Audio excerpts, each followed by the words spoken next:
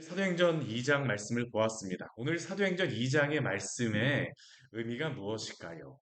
많은 분들은 이 사도행전 2장을 보면서 방언에 대한 것, 성령 충만에 대한 것, 많은 그러한 것들을 이야기하지만 사도행전 2장의 정말 중요한 그 의미 가운데 한 가지 뭐냐면 교회가 시작되었다는 겁니다. 교회 시작, 교회 시작. 어떻게 교회가 시작되었는가? 어떻게 교회가 시작되었는가? 바로 이 사도행전 2장의 말씀으로부터 시작되어진 겁니다. 성령이 임함으로 말미암아 교회가 시작되게 하셨습니다. 그런데 이 사도행전 2장의 말씀을 보게 되면 이 시작하는 그 절기가 굉장히 중요한 의미를 가지고 있습니다. 우리 2장 1절 말씀에 보게 되면 이 성령이 강림하실 때 교회가 시작할 때의 그 날을 언제라고 이야기하고 있습니까? 오순절 날이 이미 이르매. 오순절 날이 이미 이르렀다라고 말씀하고 있습니다.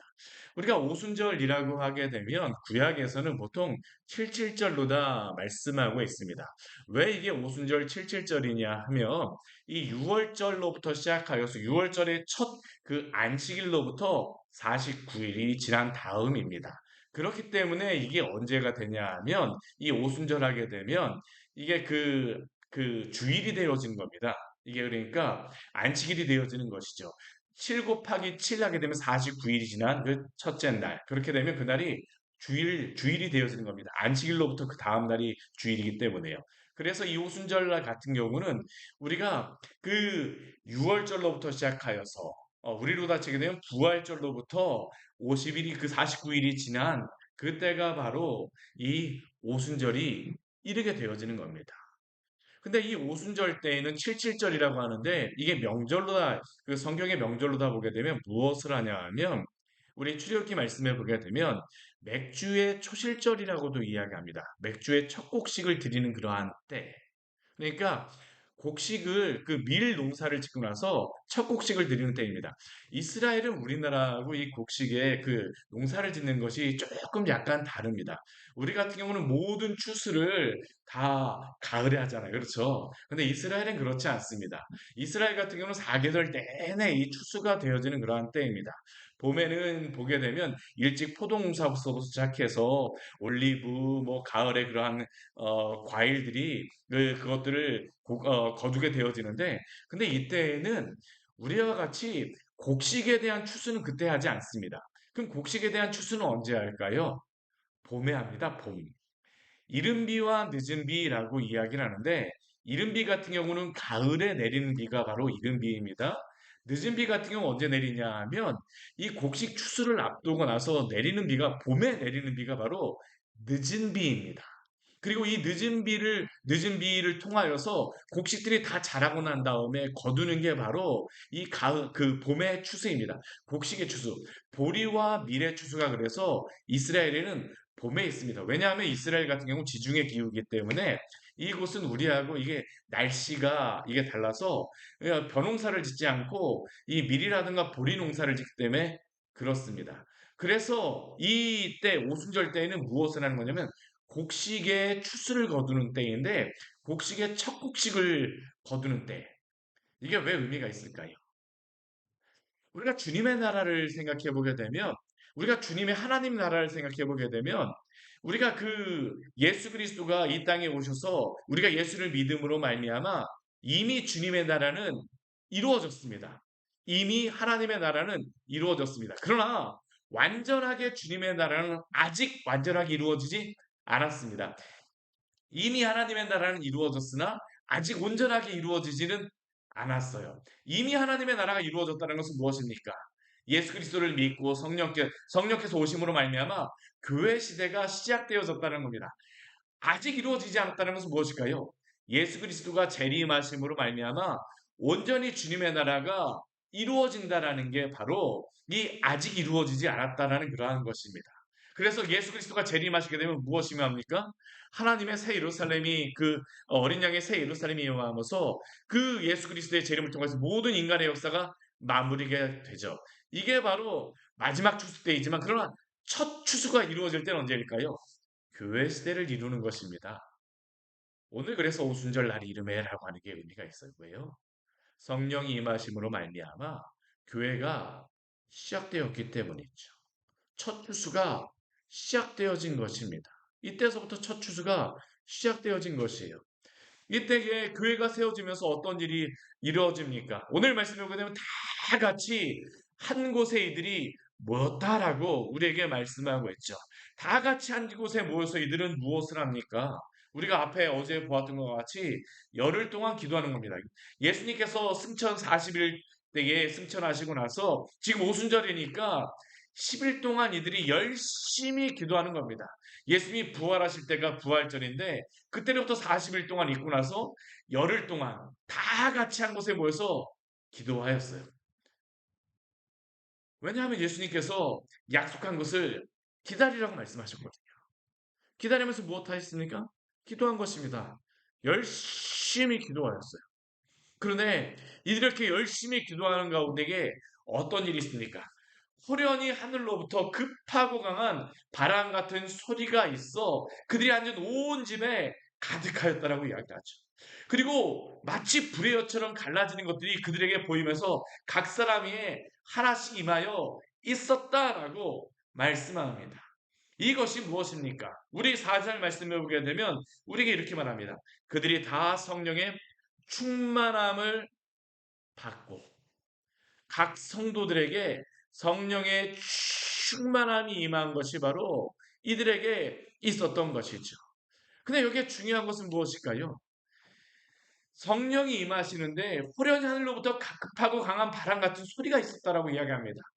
이들이 무엇인가를 만들어낸 것이 아니라는 것입니다. 교회의 시작은 어디로부터 시작되어졌다는 겁니까? 하늘로부터 시작된 줄 믿으시기를 바랍니다. 교회는 누가 시작하게 하셨을까요?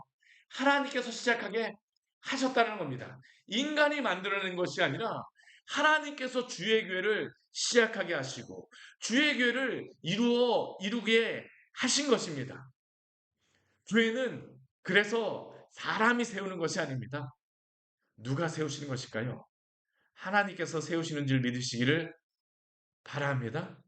성령께서 임하심으로 말미암아 주의 성도들에게 성령이 임하심으로 말미암아 사도들에게 성령이 임하심으로 말미암아 120명의 그 성도들에게 성령이 임하심으로 말미암아 주의 교회가 시작되어지고 주의 그러한 나라가 시작되어진 줄 믿으시기를 바랍니다. 이게 바로 오순절 성령 강림의 그러한 사건이죠. 그래서 교회는 사람이 세우는 것이 아닙니다. 철저하게 하나님이 세우십니다. 기도하는 성도들을 통하여서 성령이 충만하게 하심으로 말미암아 오늘도 주의 교회를 이루어 가시는 줄 믿으시기를 바랍니다.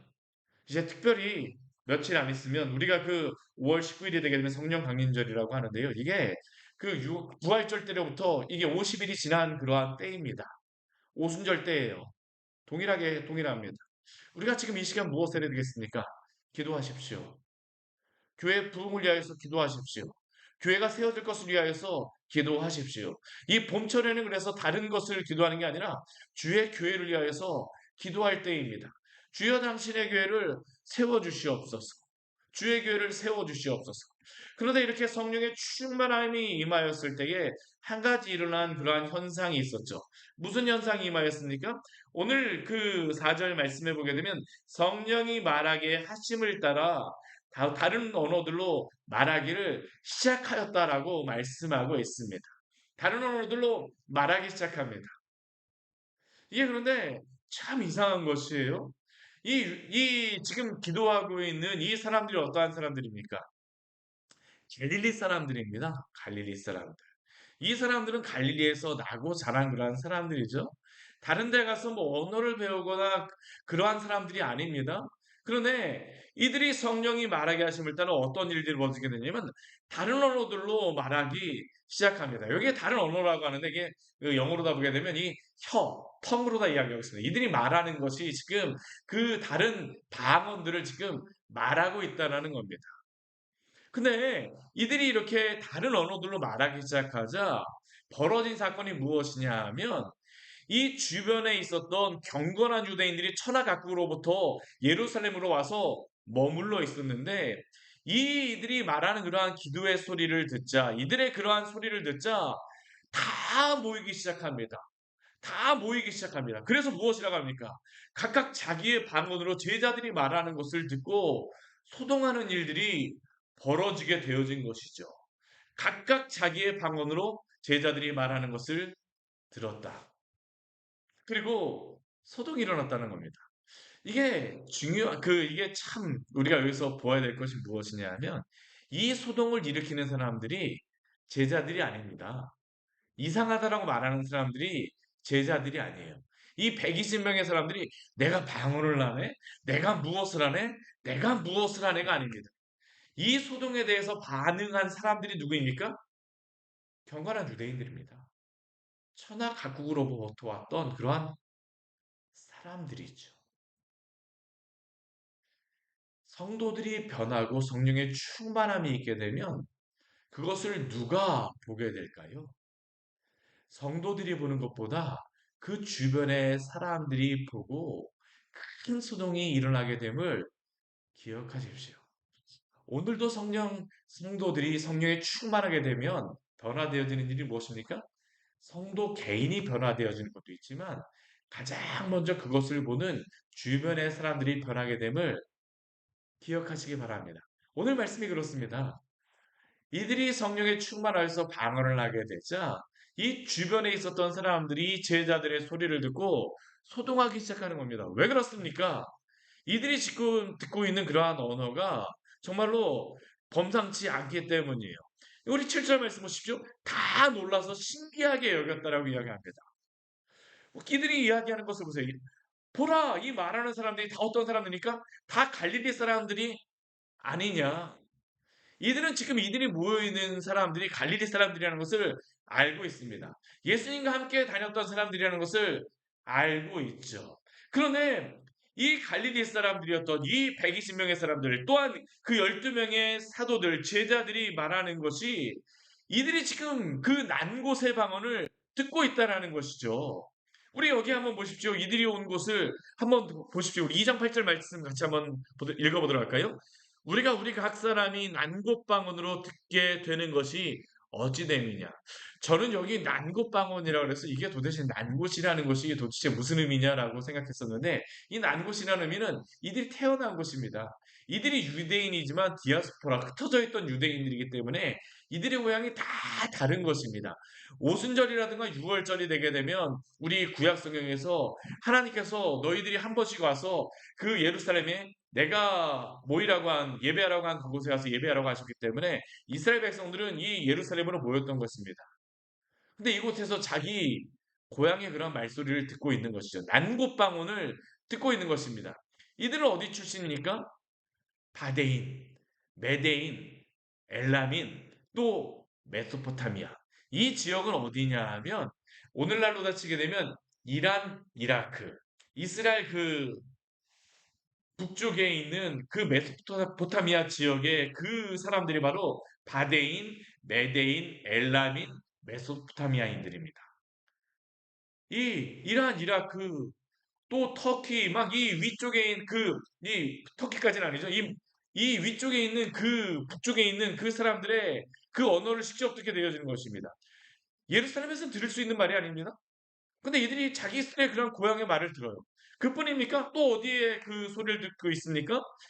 유대 갑바도기아 본도와 아시아라고 이야기합니다. 이 갑바도기아 본도 아시아는 어디냐? 오늘날 같지만 어디냐면 터키입니다.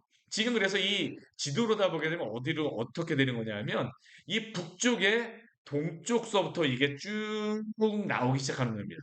북쪽에 동쪽에 있는 그 지역들의 방언의 사람들이 이것을 듣고요. 그 다음에 이 서쪽으로 북쪽의 서쪽으로 있는 그 이스라엘의 북쪽의 서쪽에 있는 이 터키 지방의 그러한 사람들의 방언을 듣기 시작하는 겁니다. 그리고 부르기아, 밤빌리아 하면서 이게 어떻게 되냐면 이 북쪽에서 남쪽으로 지금 내려오고 있는 겁니다. 그러니까 이들이 지금 이 성경에서 그냥 기록된 게 아니고요. 이 북동쪽으로부터 시작해서 이렇게 쭉 시계 반대 방향으로 이게 지금 어, 기록되어져 있는 겁니다. 이게 지금 무엇일까요? 지금 그 다음 어디입니까? 애굽 및 구레네. 애굽 및 구레네 가까운 리비아라고 하게 되면 여기가 어디까지 내려갔냐 하면 지금 아프리카까지 내려간 겁니다. 그리고 로마로부터 온 나그네, 그리고 유대인. 지금 이것이 무엇을 이야기할까요? 동서남북 사방에 있는 전 세계 모든 세계의 사람들의 그러한 방언을 이들이 들었다라는 것이죠. 이들이 언어를 배워서입니까? 아닙니다. 우리 여기에 나오는 있는 방언은 오늘날 말하는 그런 방언하고 조금 약간 달라요. 우리가 이것을 보면서 오늘날 이렇게 방언을 해야 되겠다. 이거 아닙니다.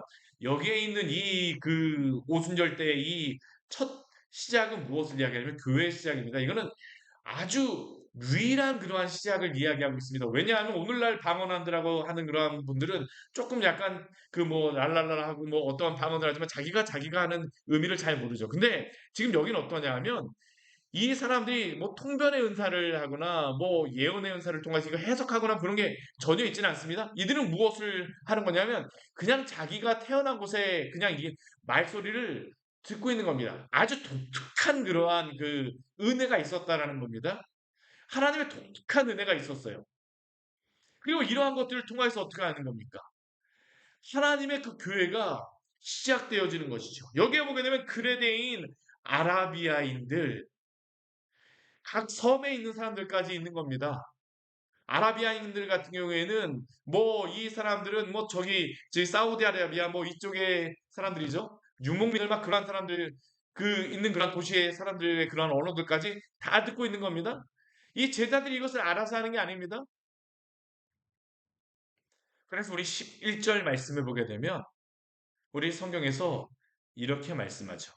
우리 11절 우리 후반절 우리가서부터 같이 한번 읽겠습니다.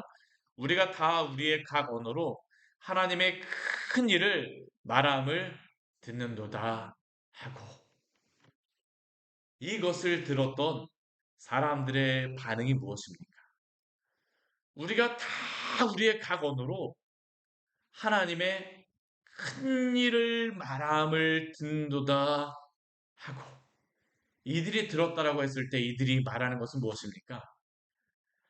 방언을 들었다가 아닙니다. 이들이 반응은 무엇일까요? 하나님의 큰 일을 들었다입니다.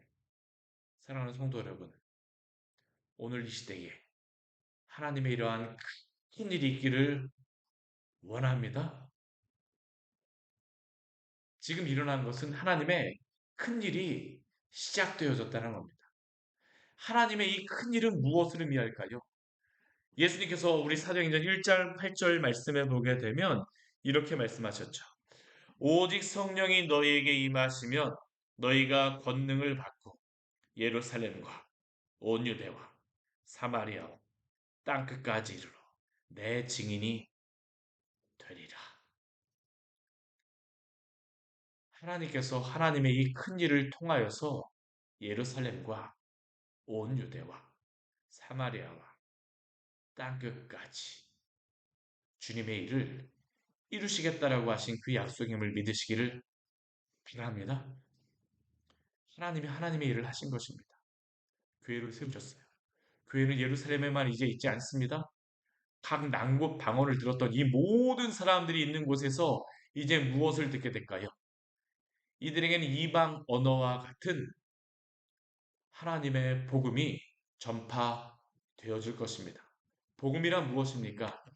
이 세상 사람은 이해할 수 없는 것이죠. 그러나 성령이 임하심으로 말미암아 그 이해할 수 없었던 그 하나님의 복음의 진리가 이해되어지고 믿게 되어지고 주님의 나라를 이루어가게 하시는 줄 믿으시기를 바랍니다. 곧 하나님의 큰 일은 무엇입니까?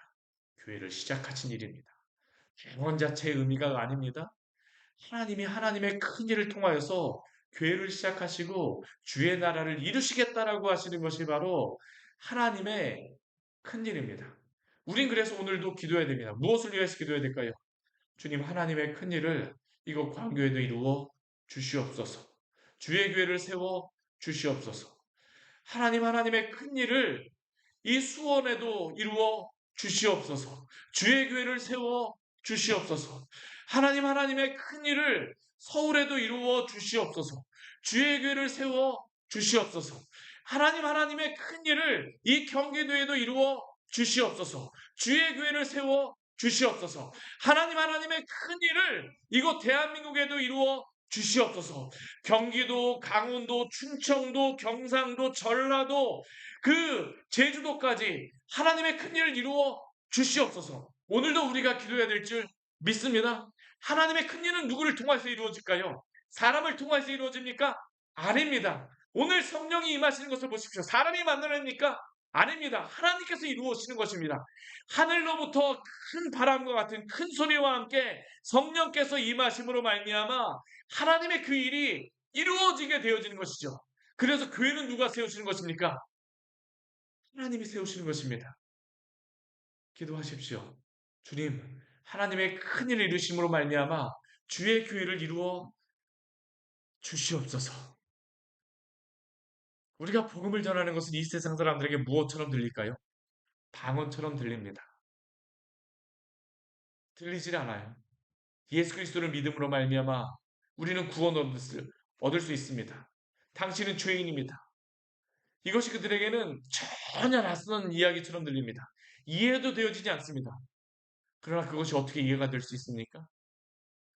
하나님의 복음이 전해질 때, 하나님의 말씀이 전해질 때 성령께서 역사하심으로 말미암아 그들이 난국방언으로 들은 것과 같이 그들의 하나님의 말씀을 듣고 변화되게 하시는 줄 믿습니다.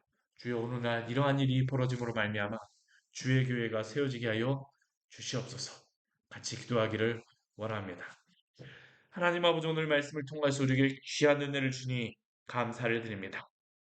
주님 당신께서 하나님 아버지 주의 교회를 어떻게 시작하셨는지 알려주셔서 감사합니다.